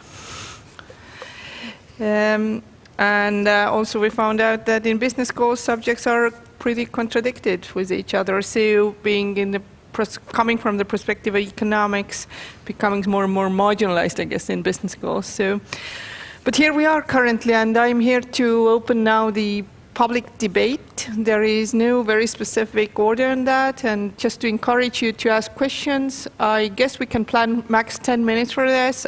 So please keep your responses relatively short. Okay. So this is not a anything that you have to, I don't know, stand and prove your arguments. It's rather giving answers to the respond to the curiosity. So I will maybe start going back to the theory part, and my curiosity starts from this perspective. What you have is that the demand for CSR or CSP is the key, like how the process starts. I was pretty surprised because I have this gut feeling that similar to those debates we have had here, that, I don't know, as a buyer or consumer, I don't care too much, or I don't have time to seek information about all those signals and indexes and stuff. So I don't feel that I have demand for this kind of actions. I rather have the kind of feeling that there is a huge supply for it, and maybe even an oversupply of it. How do you react on this? Yes, thank you for that. Indeed, this demand actually can be rather context specific, or product specific. As I mentioned earlier, this demand might be higher in case of credence goods. So, for example, if you think about I don't know, car repair services, and I take my car to a repair shop, then I would expect that they do some kind of good quality job, and they would fix my car, and they would not overcharge me for something unnecessary. But yeah, basically, I, as a average consumer who perhaps know nothing about the cars, would have to trust them. And yeah, basically, it might be that one day a friend of mine will say that, why are you taking this car to this specific shop? You should actually instead take it to another shop which actually does a much better quality. So perhaps this friend has like more information and verifies that, okay, actually they are not doing a good job, and maybe they are actually in fact quite irresponsible with everything they do with their business actions. Or perhaps if we talk about investment services. Okay, so of course Estonian students have a good background in terms of finance. Maybe they can independently assess, okay, whether one or another investment might be profitable or good or might make sense. But there are also many people that have large amounts of savings, and actually they don't know where to invest, and they would expect that the fund manager or whoever is managing their investments is making or doing a good job. And yeah, again, if we see that perhaps there are two companies, let's say one is communicating that, okay, it is thinking about its impact on the society, and the other one is not, then for me, maybe as the average customer of the bank who maybe don't have a financial background or expertise would perhaps trust the company that is more responsible, because thereby it communicates to me that, okay, it also might imply that perhaps they're also managing well their investments aside from their social impact, for example. So Thanks. Can you yeah. just try to manage each answer by 1 minute? Yeah, okay, sorry. We stole the other people time for 4 minutes right now, so I feel embarrassed that I took the time somehow by posing question which was probably not too debative. So online people as well, I encourage you to type in the questions. So we have in the audience already 2 hands rising, so let's do it in the, I don't know, male is first order. Yeah. Right. Thank you. Is it on? Okay. Thanks very much for a great presentation. Actually, I have one concern in your presentation. You kind of emphasized this sufficient conditions. Mm-hmm. And basically, my question is that isn't that a little bit like too strong a statement, given what you have also said later on? In the end, you're showing a relationship, and perhaps you can entertain the possibility that there is some kind of causality, mm-hmm. and even that has been a little bit questioned here. And specifically, if you take propensity score matching, and for instance, you take your control group, then there is certainly like limitations in terms of how similar the control group is to the ESG group, right? I mean, maybe ideally it would be great if this is the group that applied for ESG but was rejected, but I guess it doesn't really work that way.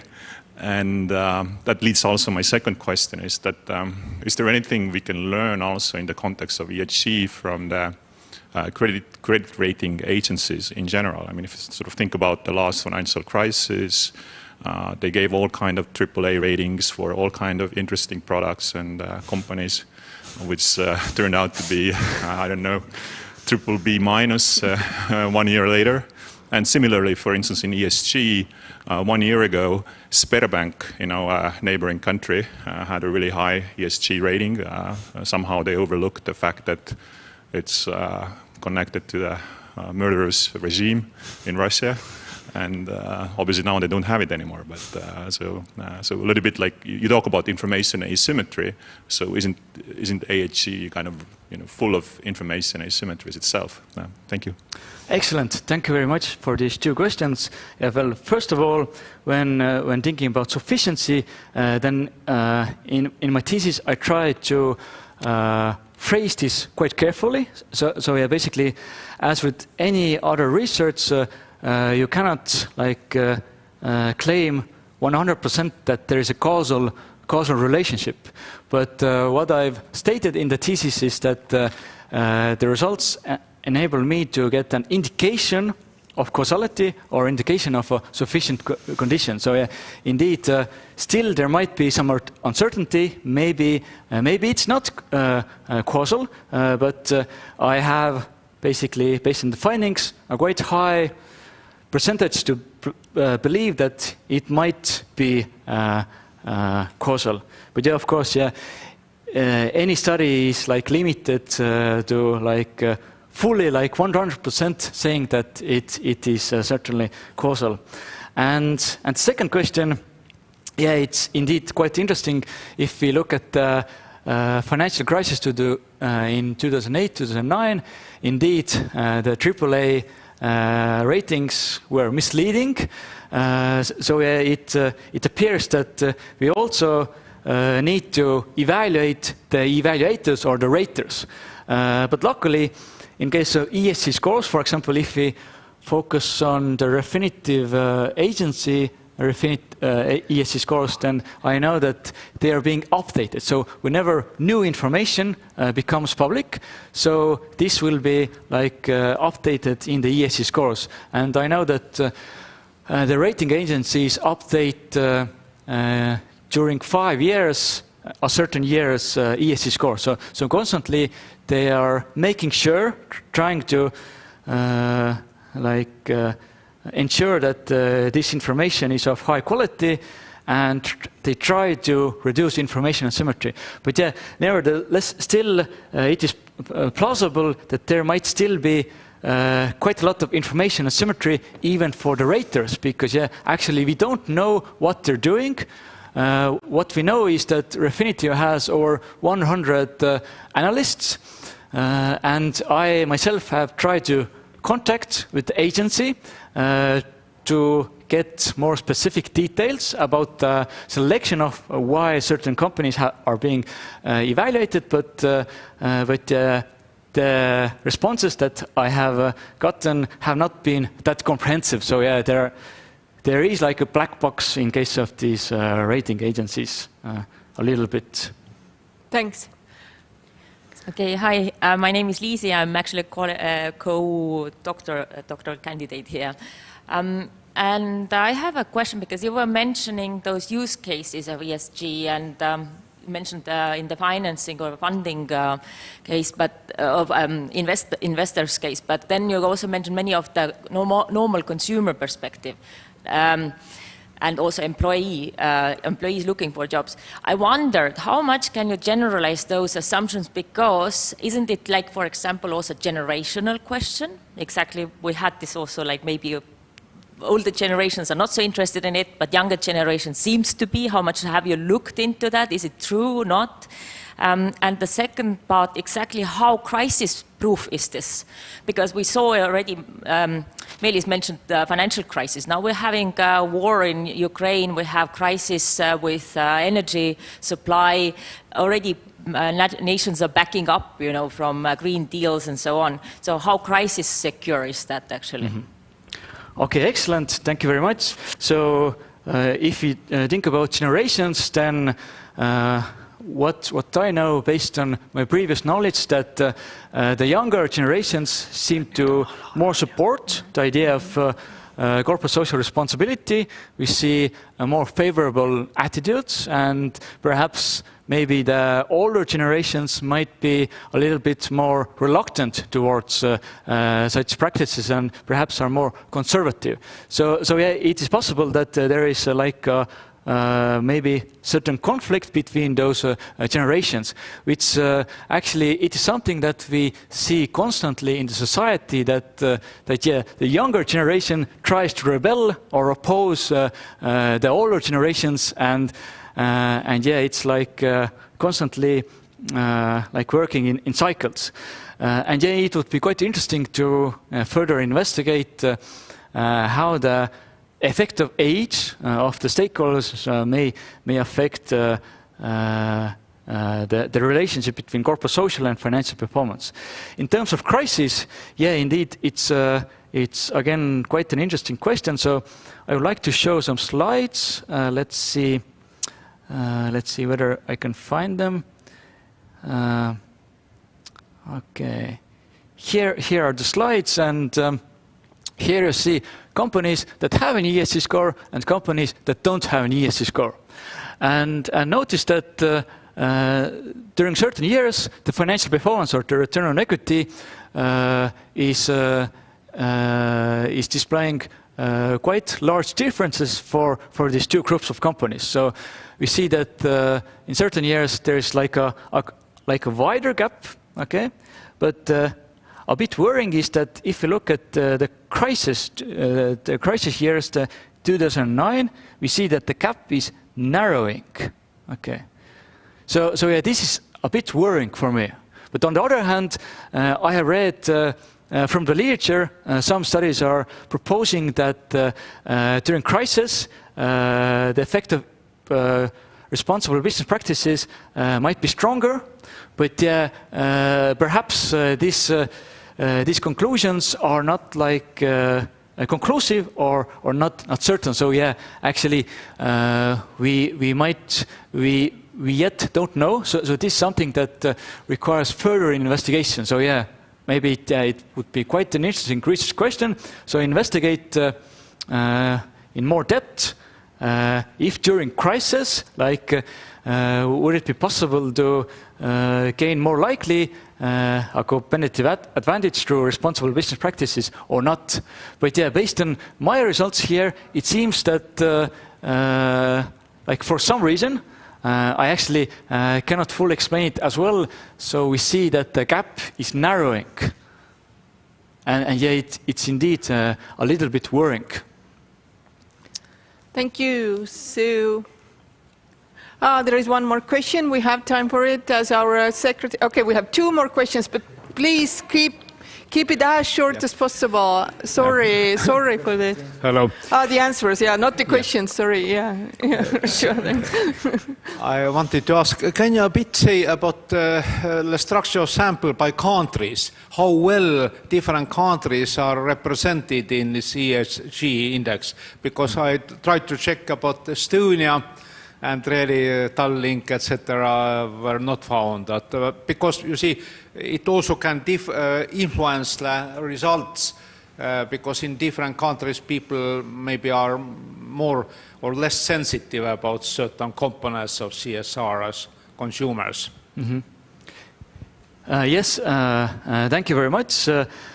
Indeed, in case of the Estonian stock market, we don't see that our companies would have right now these ESG scores, which is quite a shame. But yeah, mostly in my sample, which kind of companies I have are mostly large corporations. And I have also asked Refinitiv, like based on what kind of criteria they select companies to be evaluated by the Refinitiv ESG scores. And basically, they're trying to collect information about the most significant or like the major companies in the world that may have like a larger impact in society. Unfortunately, in case of Estonia, as we all know, we have like 80% are like small or micro companies, and yeah, even in the stock market, the companies are not that big. And yeah, hopefully this will change, and maybe Estonian companies would get also ESG scores. But if now we think about countries, then yeah, I have a slide as well. I can show quickly. I have a map.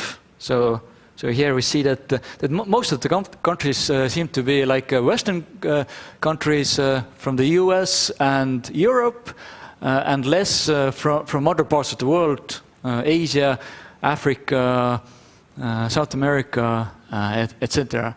So yeah, mostly Western companies are represented in the sample, and yeah, quite a wide variety. If you look at the thesis, then also you can see the specific country names as well. It should be under the methodology section if you're more interested in the specific countries. Thank you very much for your question. Just Mari. Just a comment to your figure 9, because I think I know the reason why is it like that. Mm-hmm. And the main reason is because some companies are doing it explicitly, the other are doing it implicitly. Okay, excellent. Yeah, absolutely. Thank you for the comment. So yeah, this implies that perhaps the companies that are doing it implicitly are not maybe so much conveying an observable signal. So it's actually important to tell that you're responsible. So I remember one of the comments from Lenno that you mentioned that, okay, so how responsible or like whether companies actually are responsible. So it might be that perhaps many companies in the world already are using some responsible business practices, but perhaps they just don't realize it and don't communicate more clearly to consumers. Yes? Okay.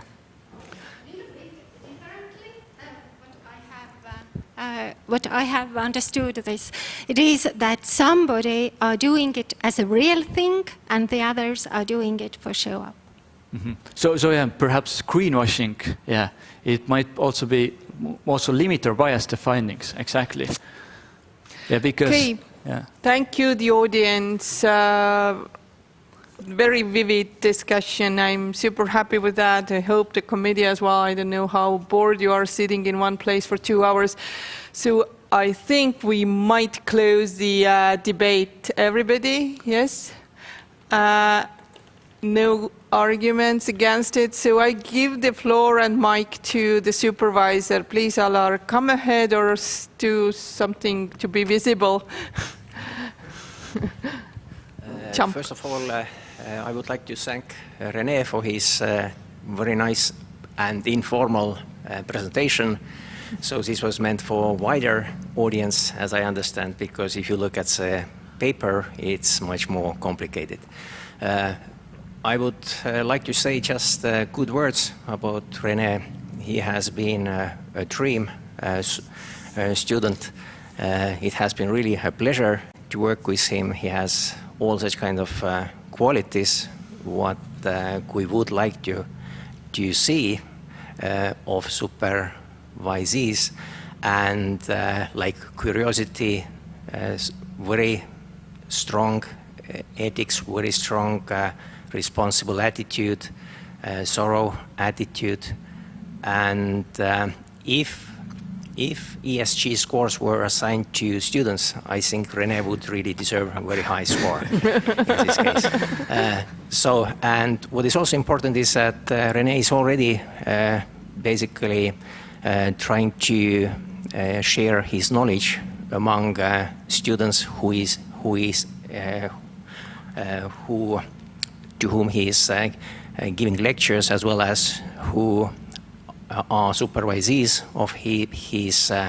And what is important is that there were many research questions which actually emerged from this research. And I'm sure that he will share his knowledge and will be a very good supervisor and scholar in the future. So really, I have only very good words to say about Renee, and thank you. Thank you for cooperation, and thanks also everyone in EBS outside for contributing to this. Thank you. Thank you. Thank you, Alar, for your comments. So according to our procedural rules, the official procedure is over right now. So I ask you all, including the defendant, to leave the room. And then the committee stays, Silvia online and us free here. And we will invite you back, hopefully pretty soon.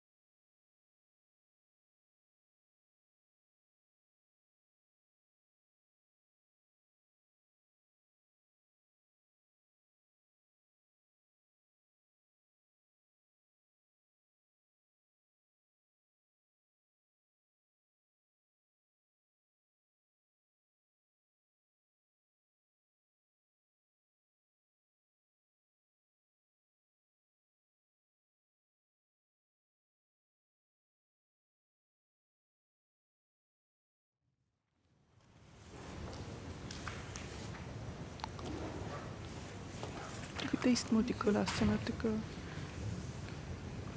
Okay. YouTube is back. Is YouTube so back? Thank you coming back. I hope that we can proceed. So I have the honor to announce by the name of the committee the official vote verifying committee protocol without the letter U. It's just number 1. So that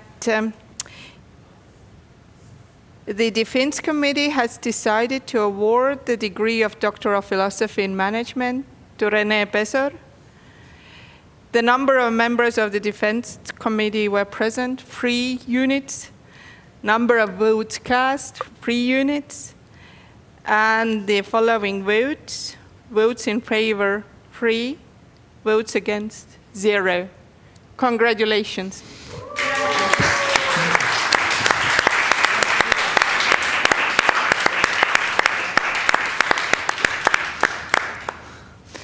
The word is yours if you want one.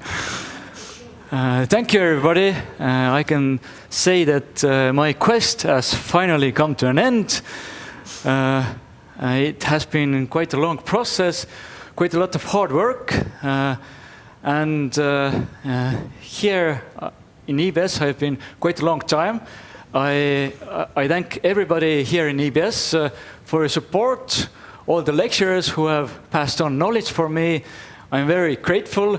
And especially, of course, I want to thank Alar Kein, who has been a fantastic supervisor, always supported me from the beginning, and constantly providing feedback, communication all the time when needed. And yeah, I would say that Alar has been the best supervisor that I could have wished for. And overall, I'm very happy with the result. And I could say that writing this thesis has brought great joy for me, and also it has impacted my way of living, my lifestyle, and I hope that whoever reads my thesis also will have a positive impact as well. Thank you very much. Thank you.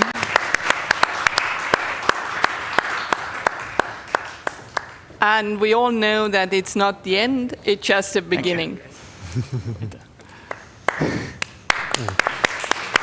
So audience, you are free to congratulate our new Ph.D. Doctor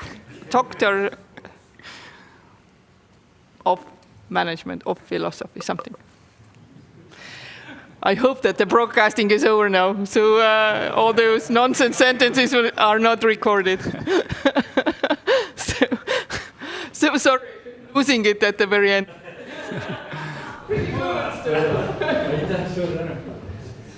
Thanks, Silvia, thanks. Bye from our side. We have a Christmas party today in EBS, so you will sit with your tree alone. Sorry. Tomorrow.